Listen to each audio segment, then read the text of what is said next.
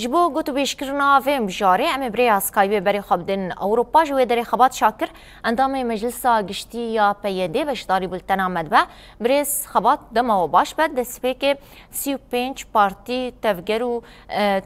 آلین سیاسی بگشتی و جواکیین لحرم داخیانی دانه و ناراضی بونا خوا درباری کنگره ده تایبت کسین بشدار گونو نرتیا تواهی پیکاتین حرمی ناکن کرن نرخاندنین و وکپیه ده درباری الدارخصنا کنگره ده بریاوی جی کمیته آمادکار قوی کمیته جی نو نرتیا گلی سوریه نت کر به تواهی و پیکاتین و هون چت خوازن بیشن باشه رز سلاو جبو و جبو حمیتا مشوانا نها بگو من کنگران اجتماعی ده آوا کرنا کمیته آماده کار ده شاشیتیه دست بکر اگر همی پیکاتن سوری نواوی آوا آماده کاریه ده نبن به گمان کنگره که وکیا ایرو درکه به کنگره که کو آلیه کی تنه تمثیل بکه فکر کی تنه ذهنیت رژیما بره یعنی بگشتی کنگره که تکچویه بری بوچه بده گاوا کو یه وکا حسن دغیم آنین کرن سروکه و دوی چاقه ده تکچونا به کنگره واته به کنگره جی چو نابگو من موکا پیاده جی وکا کرد بگشتی ام بیجن وکا با کر رجلات سوری جیه کی کو امد ناو ده نبد ناو نقاشات ده نبد ناو آماده کاریه ده نبن ام انجام ویجی مگیری ناده يعني ام نكارن جهه كي كومتير نبن ام جوار الشبكه خنيانجي ام بيشتغريا بلياريك ورن ستاندن بكن نا نخير باكر رجلات سوريا وبالتايبتي جي كرد دنابا في كونغري ده نب وان كونغري دانوستاندن ده وان جباتن دانوستاندن ده نجي في كونغري ده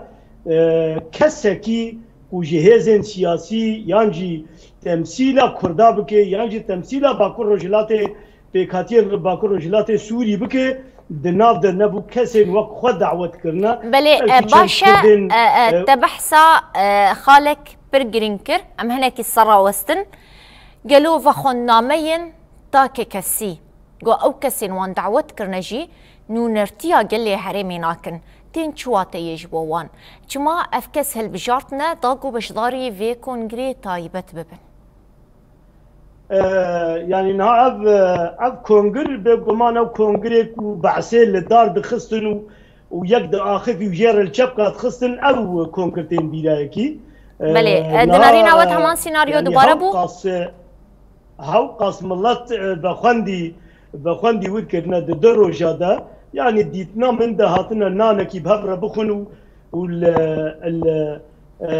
سروك سوري يه مرحلات انتقاليه جهدار بكن يانجي وزير واني جدر بجهدار بكن وهو هرن كسي جواني كو بي يعني آلية كو جهاتية تمثيل بكتنا بالتايبتيش بونا هرم المزبيشم هرم باكر رجلات سوري وبالتايبتي كرد يعني شش حفت كردين كو قد تتكليا وان بكرديتي رننا ده برنامج كده جيكي جوان ده برسن ده بيجي وكا كرد تشد بيجي ده بقى سوري ما حتى فديد كي بيز كردم يعني ابنيكو تمثيلا كردا بكن ابنيكو ديالوغا اجتماعي ده نابا سوريا ده بمشينن ابنيكو حوالين مي باشر روجا سوري نيكم هفر سوريا ابا بكن ام دكارن به بيجن اف كونغرا شانويكا كوان بوك لغورا خو عيار كريا ام دناف ده تنن وكا بياديجي وكا كرد بيغو من التمثيل ناكي ام بلياري وانجي ناس ناكن تو كرد ناس ناكن نتهني وك بيادي بيجن رياكسيونا كردا لهمبري في كونغري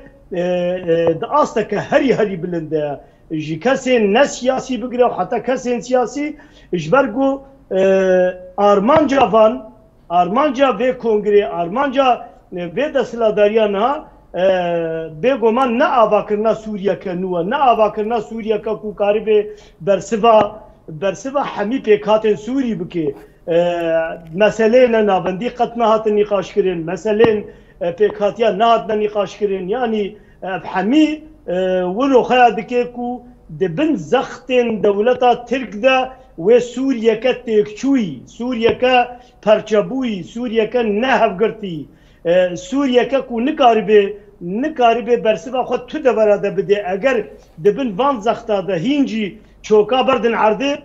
بگومان و ترکی تجاره جی نهلگونه دموکراسی و نجی آرامی جبونا پیکاتین سوری ورن. اف نشان مترسیانه جبونا پاشا روجا سوری. باشه بريس خبات دسبيكي دما امبيجن دسهلاتا شامي يعني حكومتك وجهيز شخوره هالبجارتنا داليه نافنتا ويدا نها دسهلاتا شامي دبن چاوديريه ديا كونغرين بفيرنجي گو تواهی پیکاتین سوری پاشگوه دکه و نیری نوانجی برچاو ناگره و چوبان دوری لامبیجن پیشروجا امبیجن حکومتا و گوهیز بتایبت بکه یادنجی امبیجن گر چاودیری راستقین به پیوسته آلی نافنتوی پشتیوی کنگری چاواتف بگرن بریارن چاوا هنداخواز دکن ورن گرتن. نها بيقول ما نابكرنا حكومتها بجهز كونها حاضرية ودكن بن باور دكن بن سلوكاتيا مالدار كي سوري دا يعني كسن كو دناف دجي يك رنجن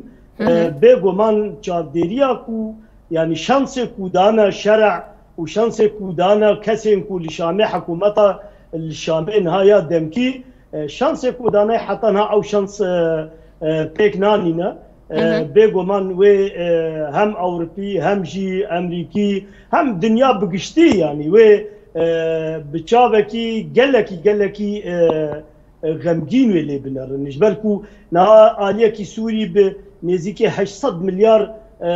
زراره سوریا تیا کرنه گرکه اف امبارگو سرابن شرط انوان گرکه جن گرکه پیکاتی گرکه آلیه دموکراسی لپیش به و گرکه همی پیکاتی لبرچابا ورن گرتنه و دیالوگ که ناب ملت سوری دوره پیش خستن و آلیه دموکراسی بهتر لپیش به نه آلیه رادیکال آلیه اسلامی لیت تشته کنها خواهد که عکسی ویا از دو بیرو باوری دما اگر به شیوهی درباس به او امبارگوی کو يعني هناك جي راكر بنجي وديسا وهين كورتر وهين ماستر لسر سوري لسر ملت سوري وبكلفيش بركو ذهنيتها وانا ذهنيتها ديمقراطية ده حمي اخافتنين وان ده اگر تجهدار دكي قط بحثا ديمقراطية نايكر قط بحثا بيكاتيا نايكر باشا بريس خبات دمان بر بداوی ودچه از خوازم پر ساداوی بکرتاسی هون برسوی بدن هون وكه بيدي لأوروبا تيكليا وب آلين أوروبي را درباري في كده هنا تايبت كونغران اجتماعي وبرياوي جي كوميتيا أمادكار جوجيك آلي هاتبو دس نشان كرن قالوا برسوا آلين أوروبي جبو وچبو نابيقو من آلي أوروبي بي شوي ليدنرن يعني سوري غرق بخوا لهفد بكن وغرق حميل بيكاتي دناف دبن يعني نبدلن برانيا أوروبية ياكو أفشيوي رنجة كتانية رنجة كتانية ددن بيش نبدل أوروبية يعني أوروبي بتايبتي سياسة مدارن أوروبي دخوازن حمي بيكاتن سوري دناف دجي بقرن سر سيستما كي كو سوري بخاب خل سر هفدبكن بيت دستوردان جدربا الهفدبكن وفي سوريا نو بفي شيوي كو هركس خوتي دا ببينه ددن پیش لی تشتی کو نهاتی کرنی بگومان يعني نا دل قلك سياسة مدارين أوروبية ونرازي بونجي جاجانتي خواكرني لي أجر إشكالش جينها وانا رازيبونا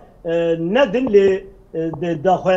هفديتنا ده نوستندنا ده ددن خویا کرنه کو به وی شوی و نکاربن و امبارگو لسر سوریه راکن و وی شوی نکاربن آریکاریا ملت سوریا جا آریکاریا به حکومت بکن کو کاربن سوریه برب پیو آجویا که باشتر برب سوریا نووا ببن ابجی به گمان امتحان که مزنه جبو شامه حتی نهاد به امتحان ده صفر ام دکارن بیجن و اگر حال دوام جی بکز ادوه بیرو بهوریه دمکو يعني عمري وانجي عمري في دسلاداريا نهاجي و نزيد دريش به وملت سوري و قد قبول نكب بشي ويش بالكو ندرزي ونجي ساحل آلية علوي ونجي آلية باكو روجلات سوريا نا بيكاتي حمي بيكاتي جبي شوي نرادينا جبر ويجي از قد باورناكم كو سياسة مدارن أوروبي جبي يعني بيشغلية بدن بي و بفي شوي و روشا سوري هين بيتبر بعلوزية بحري باشا قلك سباس خبات شاكر اندامي مجلس قشتيا بيدي جا أوروبا يهون بشداري في بولتنبون سباس جبو نرخاندنين وح سباس بو وجهي